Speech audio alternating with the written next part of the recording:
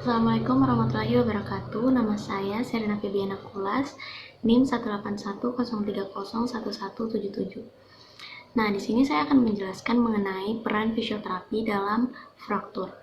Jadi di sini di skenarionya, seorang anak yang berusia 6 tahun itu terjatuh dari atas pohon.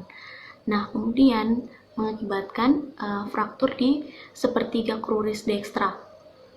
Nah, dalam kasus ini tentunya peran fisioterapi itu sangat banyak, meliputi asesmen, termasuk dalam pemeriksaan, kemudian menentukan diagnosa fisioterapi, kemudian menentukan dari planning, kemudian penentuan intervensi, sampai dengan reassessment atau evaluasi.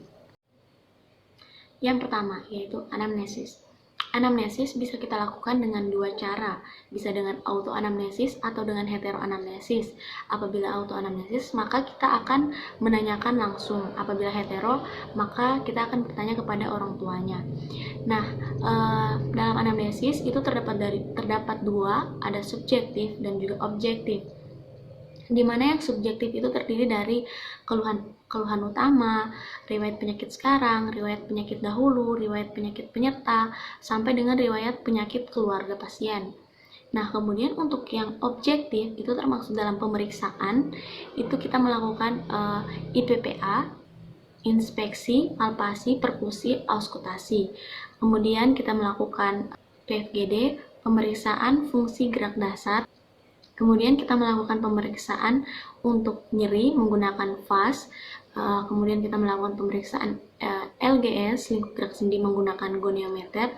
Dan juga kita melakukan pemeriksaan OD menggunakan midline.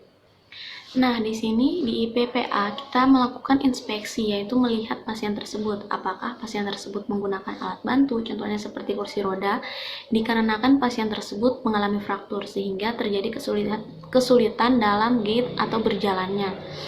Nah, kemudian di sini juga kita melihat perubahan warna dikarenakan adanya inflamasi dari soft healing maupun bone healingnya karena fraktur. Nah, kemudian juga kita melakukan palpasi atau memegang kondisi pasien tersebut. Itu memegang bisa untuk mengetahui suhu karena biasanya terjadi peningkatan suhu karena odem. Nah, kemudian juga kita melakukan pemegangan untuk menentukan adanya nyeri tekan pada saat dipegang. Kemudian juga biasanya pada kasus lain itu juga untuk menentukan seperti tonus otot maupun adanya spasme otot. Nah, kemudian perkusi yaitu mengetuk, itu biasanya dilakukan daerah dada itu untuk mengetahui kondisi dari dada seseorang atau paru-paru. Sama dengan auskultasi juga mendengarkan, itu pada bagian sistem pernafasan. PFGD atau pemeriksaan fungsi gerak dasar itu merupakan pemeriksaan dari alat gerak tubuh, di mana pemeriksaan yang dilakukan adalah gerakan fungsional dasar di suatu regio tubuh tertentu untuk mengetahui adanya kelainan atau kerusakan pada regio tersebut. Contohnya seperti fleksi, ekstensi. Nah, pada kasus ini tentunya dilakukan pemeriksaan di bagian ekstremitas bawah. Dan juga tentunya di sini melakukan gerak aktif, pasif, isometrik, melalui tahanan, dan lain sebagainya. Nah, menurut saya pada kasus ini kita melakukan PGFD yaitu dengan cara gerak pasif karena pasien mengalami fraktur. Nah, di sini juga untuk mengetahui gerakan dan juga ROM. Apabila dia gerak pasif, maka di sini juga bisa ditentukan NFIL-nya. Nyeri yaitu keadaan yang tidak nyaman atau distress dari tubuh kita dikarenakan adanya patologis yang terjadi tubuh dan mengakibatkan adanya kerusakan pada sistem saraf. Nah, kemudian untuk pemeriksaan nyeri kita bisa menggunakan VAS atau Visual Rating Scale.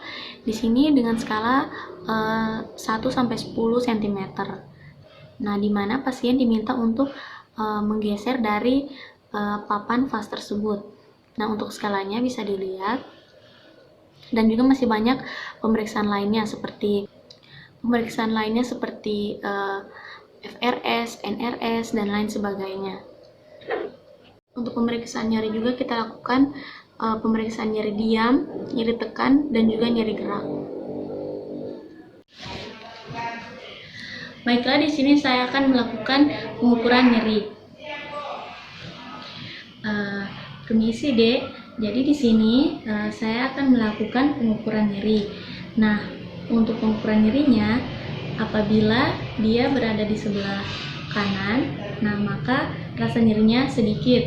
Nah, apabila di tengah, itu rasa nyerinya sedang, dan apabila di sebelah kiri, itu rasa nyerinya sangat amat nyeri. Nah, bisa digeser sendiri untuk rasa nyeri yang dirasakan. Sekarang bisa digeser untuk nyeri yang dirasakan.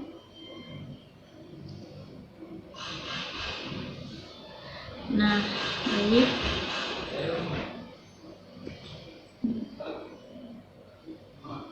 Rasa nyeri yang dirasakan. Nah, kemudian untuk nyeri. Nah, apabila saya tekan seperti ini, sampai di mana rasa nyerinya?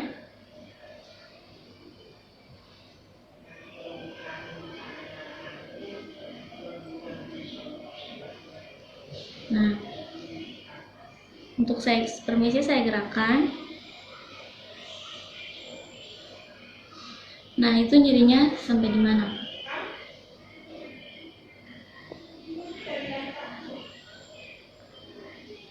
Nah, baiklah, di sini untuk hasilnya yaitu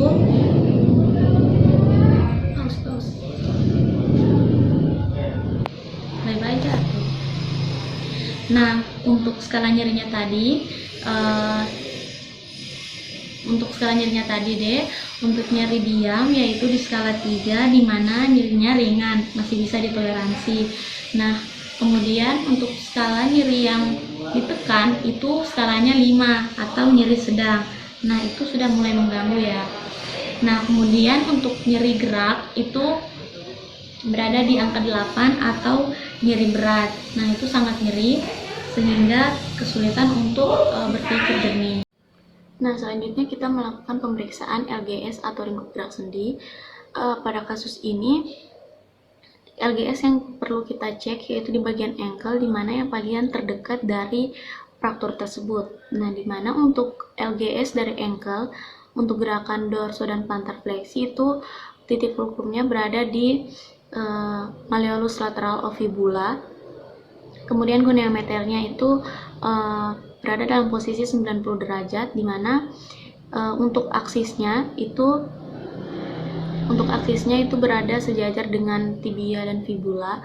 Kemudian untuk dinamisnya itu sejajar dengan metatarsa 5. Nah, kemudian kita melakukan pengukuran nyeri, di mana hasilnya sebagai berikut. Nah, untuk LGS normal, untuk LGS normalnya yaitu sebagai berikut. Nah, di sini bidang sagittal. Kemudian di sini tentunya adanya perbedaan dikarenakan fraktur tersebut. Nah, tujuan dari pemeriksaan LGS ini yaitu untuk mengetahui keberhasilan dari intervensi yang akan diberikan. Nah, selanjutnya untuk pengukuran lingkup gerak sendinya, di sini untuk titiknya yaitu berada di malleolus lateral of fibula. Nah, kemudian dilakukan untuk sudutnya 90 derajat, di mana untuk yang aksisnya yaitu berada di sejajar dengan tibia dan fibula, kemudian yang dinamisnya yaitu sejajar dengan 90 cm. Nah, kemudian pasien diminta untuk melakukan gerakan dorsofleksi dan plantar fleksi. Bisa ditekuk, Dek, bisa ditekuk seperti ini kakinya ke bawah, ya. Jari-jarinya ya ditekuk ke bawah. Nah, kemudian untuk ininya sejajar dengan metatarsa 5. 60. Nah, ini 120, kemudian kita kurangi 120 kurang 90 untuk hasilnya. Ke atas begini. Ini gerakannya. Nah, terus kasih maksimal begini full. Nah,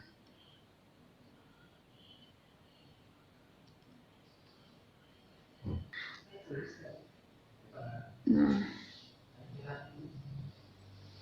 kemudian kita catat. Terima kasih. Selanjutnya, pemeriksaan OD menggunakan midline. Pertama, kita mengukur panjang tungkai dari bagian kaki, ya, tentunya di bagian dekstra yang terjadi fraktur. Kemudian kita mengukur panjang tungkai untuk yang sinistra atau yang normal. Kemudian kita menentukan titik-titik untuk pengukuran secara melingkar. Nah, titik-titik tersebut berjarak 5 cm. Nah, itu mulai dari tuberositas of tibia sampai dengan malleolus lateral. Kemudian diberikan titik-titik berjarak 5 cm. Kemudian dilakukan pengukuran secara melingkar. Kemudian mencatatnya. Nah, kemudian tidak lupa juga untuk melakukan pengukuran di bagian yang normal untuk mengetahui perbedaannya seberapa. Nah, pengukuran ODEM ini juga untuk mengetahui keberhasilan dari intervensi fisioterapi, karena pada saat selesai diberikan intervensi, kita akan melakukan reassessment atau pemeriksaan kembali. Nah, selanjutnya kita melakukan pengukuran ODEM. Nah, pertama-tama kita melakukan pengukuran panjang tungkainya. Di sini untuk titiknya yaitu tuberositas of tibia sampai dengan malleolus lateral of fibula. Nah, kemudian kita dapatkan di sini hasilnya 38. Nah, selanjutnya untuk ODEM-nya kita memberikan titik-titik di setiap 5 cm. Bisa juga dengan 3 cm. Nah, titik.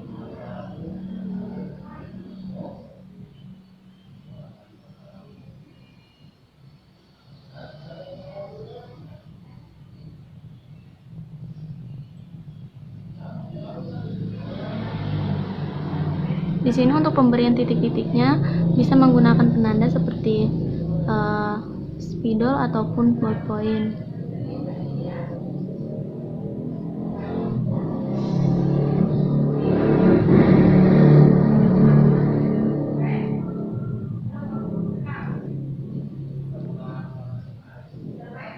Nah, kemudian untuk pengukuran ODEM-nya, pertama di tuberositas of tibia, kita ukur secara melingkar.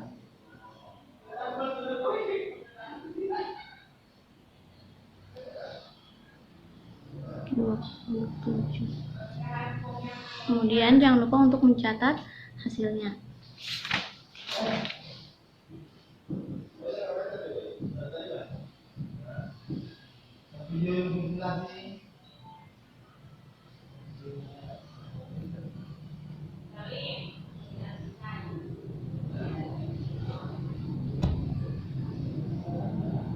Kemudian 5 cm berikutnya.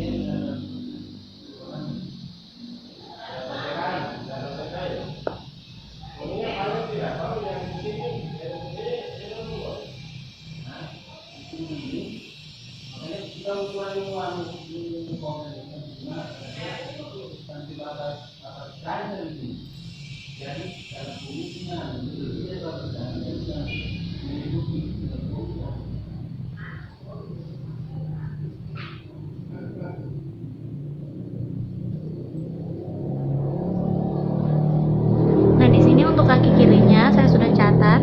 Ini untuk kaki yang normal. Kemudian kita lakukan pengukuran pada kaki yang mengalami fraktur. Kita lakukan hal yang sama. Kemudian untuk hasilnya kita tulis di tabel untuk perbandingan.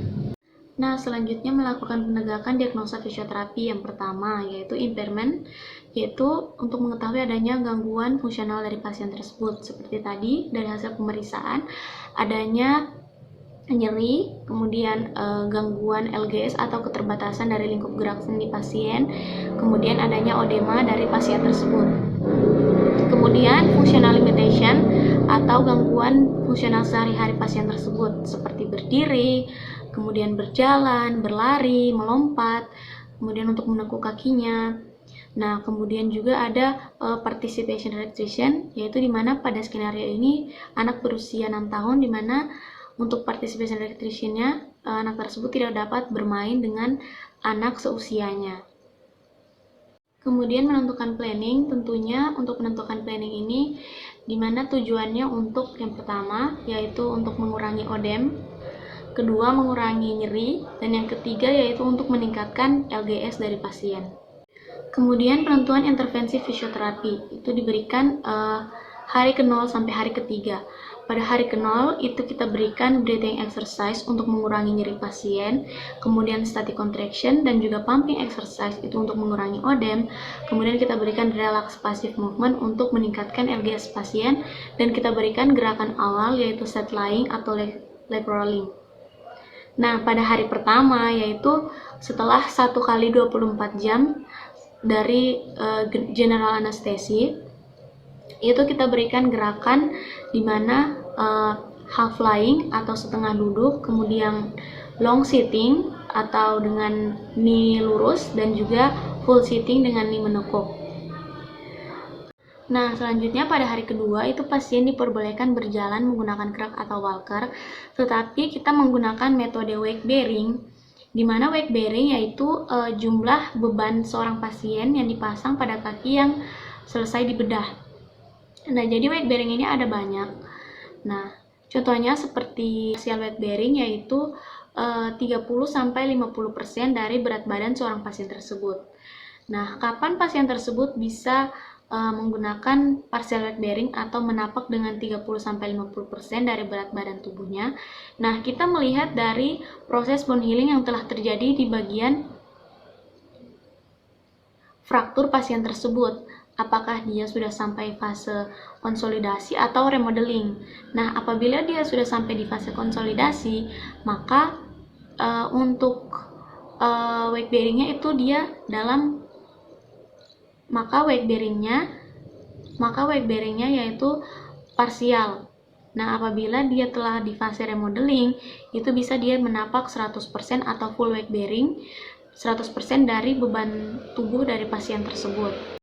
Pada hari ketiga, pasien sudah boleh pulang, tergantung dari kondisi pasien tersebut. Nah, yang perlu diketahui di sini adalah untuk proses bone healing sendiri itu pada setiap orang tentunya berbeda-beda dikarenakan banyak faktor seperti usia, kemudian lifestyle-nya. Nah, jadi di sini kita memerlukan adanya bantuan dari tenaga medis lain seperti radiologi, di mana untuk menentukan dari bone healing yang sedang terjadi di fraktur tersebut adalah bone healing dalam proses apa atau di fase apa. Nah, untuk mengetahui itu, kita bisa melihat dari hasil ronsen pasien tersebut. Seperti itu. Nah, sekiranya menurut saya cukup, kurang dan lebihnya mohon maaf. Wassalamualaikum warahmatullahi wabarakatuh.